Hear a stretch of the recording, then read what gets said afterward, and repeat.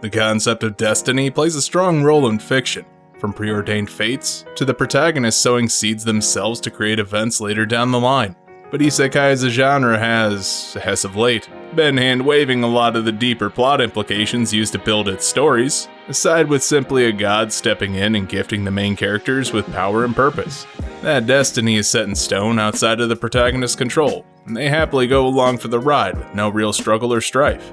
But within that roiling pit of narrative fiction, lazy in its execution, stands a franchise that caught my eye for its strong use of destiny, the hero's role, and how she grows into it over the course of the franchise, going from struggling against it to taking up the mantle herself. Which is why I wanted to talk about Seijo no Marioku wa Bano desu, or the Saint's magic power is omnipotent. Destiny is a fickle and often lazy plot device in fiction, where it's easy for the main character to must, say, banish an evil miasma plaguing the land because they were foretold to do it by some person long ago, or they're a holy person, and they alone have the power to do it, so they must.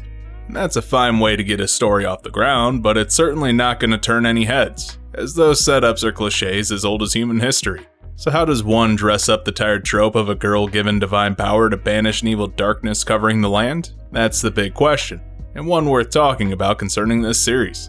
Sei's journey as the titular saint means that there's a strict path she has to follow. She must support the knights and use her power to kill monsters, or push back the encroaching darkness on the verge of swallowing the whole kingdom.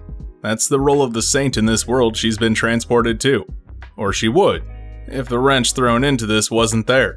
As this is an isekai series, the protagonist is pulled into this world via a powerful summoning ritual by that country's premier magic user.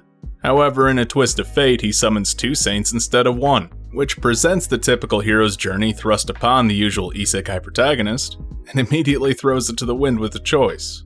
Or, not in this case. The choice is made for her. With two saints summoned and only one needed to push back the darkness, it's decided without her that she's not the saint. So Sei is essentially left to her own devices, while the other girl is whisked off sequestered, leaving the country without its principal protector. All because Sei is left to the wayside by the current prince because he's not interested in her. So she uses this opportunity to study potion making, applying her knowledge of cooking, cosmetics, saving a few lives to create friendships, and even fall in love. She does all this not because the world demands it, but because that's what she wants to do. She wants to live an ordinary life. It just so happens that means helping people along the way. Sei's life in the Saint's magic power is omnipotent, is easygoing, and pretty much everything she ever wanted back home.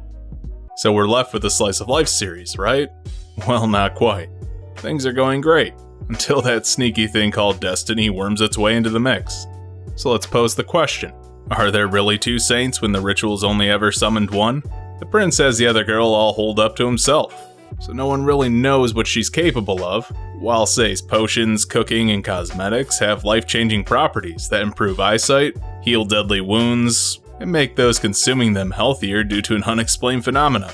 The other saint is said to not manifest her power, while rumors spread that Sei is actually the real saint, culminating in a display of power after a number of troops return horribly maimed and unable to return to their lives as soldiers, which they desperately want to do to protect their homeland, who wouldn't? So Sei uses her immense innate magical power to use a healing spell that she's never really performed before, so once it starts regrowing body parts, the cat's sort of out of the bag there. To this point, Sei was scared of the truth. She knew deep down that she was the real saint, due to how everything she works on is just better quality than everyone else's. Even people who've been practicing it for many years, all on top of having added benefits. Her magic power is immense. Her skills in potion making and enchanting are unsurpassed, and everything is just going too well for her. And she's scared that she'll lose what she has when she becomes the saint, that she won't see her friends or make potions anymore, that her relatively ordinary life to that point will come to an end. This is Sei's way of defying her destiny. She knows what she must do, but she's hiding it to this point, because people aren't really getting hurt, and as far as everyone knows, they do still have their saint, even if she's not really being used. The journey of a protagonist in the story is one of the most essential things for pulling in the audience. It doesn't always need to be flashy though, and Sei's journey is just that, one where we connect with her. It's not just that the characters have a goal, but how they get to that goal, and what twists follow them along the path is undoubtedly what people are more invested in, more than even if the end goal is actually met. It's this journey that gives the characters character so the viewers can identify with them. Hence why this is a great example of why isekais don't need such powerful enemies or power trips to keep people invested. Seeing people make friends and just do good tells us a lot about who Sei is, as well as seeing her build allies. Plus, she's actually supporting the country more than the other Saint. Otherwise, we get what most isekais have become: powerful faces spewing exposition at the audience as they accomplish their goals without much fuss. And unless you're constructing some avant-garde parody deconstruction of narrative, the beats along that journey are how characters grow, change, and build connections with those watching, giving the thing on screen a personality along the way through shared experiences. This is how we build sympathy with Sei when she hides her saintliness from her friends, even though the world is desperate for the Saint to save their kingdom.